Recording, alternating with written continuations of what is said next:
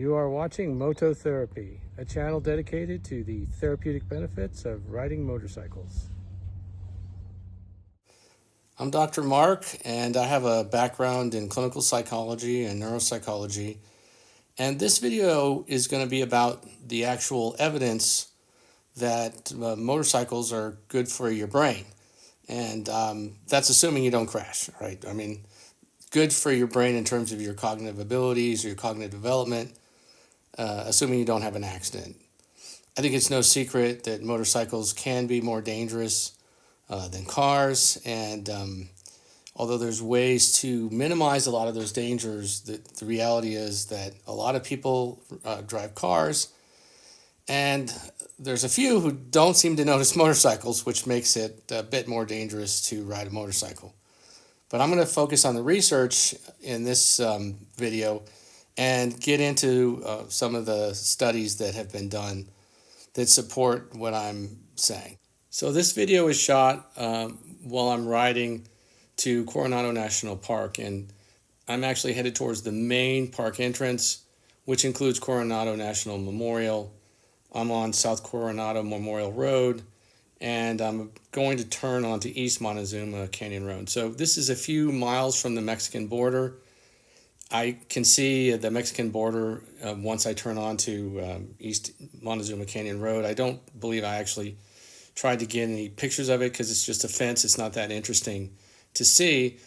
But this type of riding where there's very low traffic and I'm going at a reasonable clip and it's just peaceful, this is the most relaxing and enjoyable riding I find personally. And this kind of environment really lends itself to feeling refreshed and relaxed after you've had a ride. This picture is of Dr. Shane Amara. He's a neuroscientist who serves as a professor of experimental brain research at Trinity College in Dublin. And he also wrote a book called In Praise of Walking, which is an excellent book. I highly recommend it. I don't have any kind of financial relationship with Dr. Amara or the publishing company. I just think it's an excellent book and I think it's worth reading. He's done a number of interviews and podcasts about the benefits of walking for your health, the social benefits, but most interestingly, the neuroscience benefits, the benefits to your brain. As a neuropsychologist, I find the brain benefits of walking to be the most interesting. And although Dr. Amara has been asked about, well, what about bicycling and what about other forms of movement, and would they have similar benefits? And he usually does acknowledge, he acknowledged on one interview that yes, bicycling probably has similar benefits, and he's very supportive of essentially all exercise, but he generally moves the conversation back to walking. He's very pro-walking because he says, well, our species really evolved to walk and walk a lot. And so he believes that to be probably the best thing for our brain health. But I've also listened to him be asked about, well, what about running or sprinting? Would that be even more beneficial? Because essentially you're accelerating the optic flow. And his response is, well, it's good for people who can run really fast, but not everybody can run really fast. So he's a great guy and he's a great professor. I think he's thinking about the whole human species and our whole community and what can benefit most of us. And so it's not that he's against running or sprinting or any of this. It's really that he's about, well, what would be the best for every human? And his answer is the best thing for all of us is to walk a lot more. And he even gets into how different changes to the way that we lay out paths and, walking paths and availability of walking will change how often people walk. And I think that's all true. I personally see the potential to massively increase the speed of your optic flow if you're moving faster, like downhill skiing or as I'm doing right now in this video on a motorcycle. So this isn't a big focus for him. I'm not saying Dr. Shane Amara is a huge motorcycle proponent, but just if you take his research and then you kind of think, well, what about if we supercharge optic flow? Where does that take us? And I think it takes us to a point where it might be even better if we go faster. And I personally noticed that, yeah, I might feel a little bit better after like a 30-minute walk. It's relaxing. but the effect on a motorcycle seems to be stronger and more. You seem to get more relaxation. It's like a more profound effect. Now, why that's occurring, I think because we evolved to take in optic flow. We didn't evolve to take in optic flow this quickly, probably. So we're almost flooding our optic flow, but it seems to be very relaxing. And this particular video that I shot is an example of really how relaxing it can be. There's an excellent video interview with Dr. Shane Amara on the YouTube channel Feel Better, Live More. And that channel is run by Dr. Rangan Chatterjee, and he does an excellent job interviewing Dr. Amara and talking about the brain benefits of walking. So I recommend that video if you want to hear more about this from Dr. Amara directly. Okay, this is the point where I'm going to get more into the scientific basis behind what I'm saying in terms of the benefits of riding motorcycles for your brain. Dr. Shane Amara's investigation into optic flow are specifically about visual perception of movement as one travels through an environment. And he offers important insights into how the brain responds to locomotion and visual motion patterns. Optic flow is generated when a person moves through space, producing a stream of visual input that gives the brain continuous feedback about speed, direction, and spatial orientation. This dynamic sensory information is especially rich during activities like walking, running, cycling, and notably riding motorcycles. Now, Dr. Amara is focused on walking primarily. I'm suggesting that we not limit our consideration of the benefits of optic flow to just walking, and that we consider other human activities where we are actually moving much faster through space and how that might benefit us. I can tell you that there's probably an upper limit at which point it's so fast that it's no longer a benefit. And that might be a speed that's uncomfortable for us. So there's probably an upper limit to how fast we can go and still enjoy the benefits of optic flow.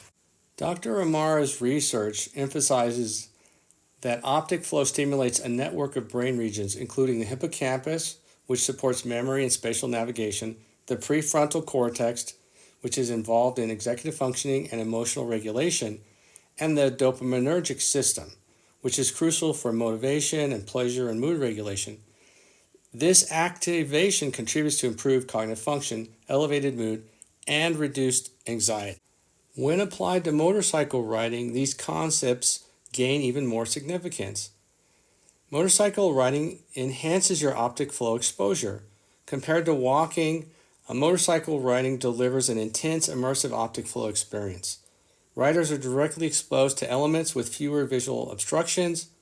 There's no dashboard or roof, and creating a much more vivid perception of forward movement through space. So expanding on that, I want to talk about neurostimulation and mood. The enhanced optic flow of riding a motorcycle may stimulate dopaminergic pathways more strongly, potentially explaining the feelings of clarity, euphoria, and stress relief that's often reported by motorcyclists. This aligns with Dr. Amara's hypothesis that movement-induced sensory input can act as a neutral cognitive enhancer and a mood stabilizer. The demands of riding a motorcycle, navigating terrain, anticipating curves, and maintaining your balance require sustained attention and real-time decision-making.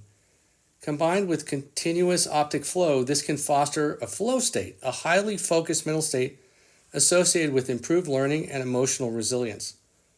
The potential for individuals struggling with depression or PTSD or chronic stress and engaging in activities that produce strong optic flow, like motorcycle riding, may offer a non-pharmacological way to regulate mood and support mental health. This is conceptually similar to the rationale behind using walking and EMDR, which also uses lateral eye movements and visual stimulation for a therapeutic process. In essence, Dr. Amara's work helps explain on a neurobiological level why motorcycle riding can feel so mentally clarifying, emotionally uplifting, and even psychologically healing. It turns what is a subjective experience into a measurable interaction between movement, perception, and brain function. I had intended to get into a lot of detail about the UCLA study on the benefits of motorcycle riding, but I think I'm going to end this video and save that topic for a second video where I get into all the details of the UCLA study.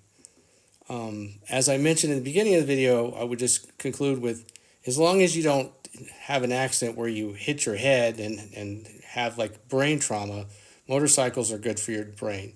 As a neuropsychologist, I have evaluated a number of people who were in bad motorcycle accidents, and about half of them were not wearing a helmet, which is obviously not a good idea. If you are going to take up motorcycle riding, I strongly recommend a DOT approved helmet and all the gear that is involved. But any accident, including car accidents where your head is, concussed, can potentially result in some kind of traumatic brain injury. There's always that risk. As long as you learn to ride motorcycles and learn the skills and wear all the gear, you can minimize a lot of the risks associated with motorcycle riding. And there's one patient in particular who was actually an Air Force officer who had had a few drinks before hitting a telephone pole with his motorcycle that I remember very clearly. I think in that summary of that story, you can get a sense that there were two things that were very, very wrong. One was drinking alcohol and then getting on a motorcycle, which is a really, really bad idea. It's not a good idea on a car, and it's even worse on a motorcycle because balance is one of the first things to go from intoxication, and balance turns out to be really important on a motorcycle. So don't drink and ride, just like you don't drink and drive, and wear all the gear, and learn to ride, learn the skills. But if you do learn the skills and wear the gear, you can become a very proficient rider relatively quickly and safely. That's all I have for today.